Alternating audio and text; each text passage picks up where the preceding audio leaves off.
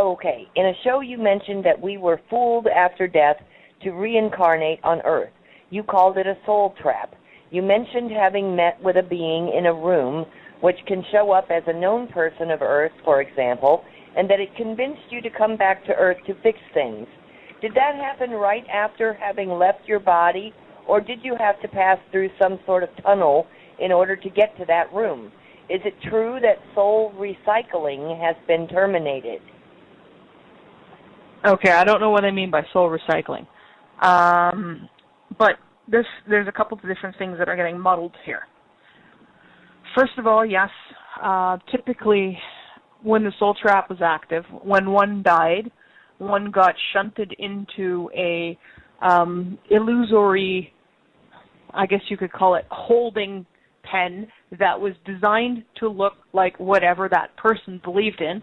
Essentially, if you were Buddhist, it was designed to look like a Buddhist afterlife. If you were Christian, it was meeting St. Peter at the pearly gates. If you were Muslim, it was appropriate to that faith. Whatever your beliefs are, you got shunted into something that looks like that. And this happened also with near-death experiences as well, at which point they usually said, it's not your time yet, go back, sort of like you're here a little bit early, but here's a glimpse so you can go back and tell everyone what you saw. At that point, you would then be confronted by beings or a being who would then discuss your life with you and then say, but you have an opportunity to make things right, you just have to go back. And yes, I did go through this several times in several different lifetimes on this planet. The most recent human lifetime on this planet ended, I would say probably roughly 300 or 400 years ago. It was before smallpox reached the West Coast. I was a West Coast medicine woman of the Salish people, or the people who are now known as the Salish. What's left of my band, they perished in smallpox after I died. But portions of their historical remains can be found at museums in Seattle.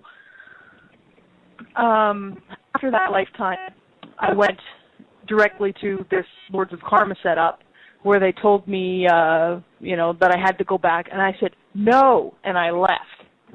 And at that point, I resumed my higher dimensional existence. And then a couple hundred years went by while I was tooling around doing my thing, and I was approached by other beings who said, Tanakh, we really need you down on that planet. And I said, hell no, I just got out of there. I'm not going back. And they said, yeah, but we really need you down on that planet. And I said, you better give me some good evidence as to why you need me, and this better be worth it.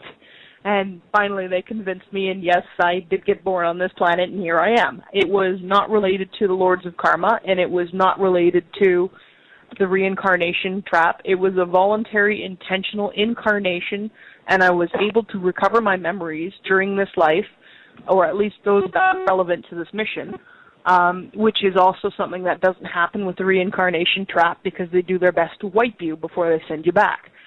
I have never remembered who I was in other lives on this planet. This time I did, and it was because I wasn't coming back from the reincarnation trap. I came back deliberately, and yes, it's been difficult. It is not easy to live in two worlds, to say the least. But it's still worth doing, I believe, for your sake and for the sake of this entire planet.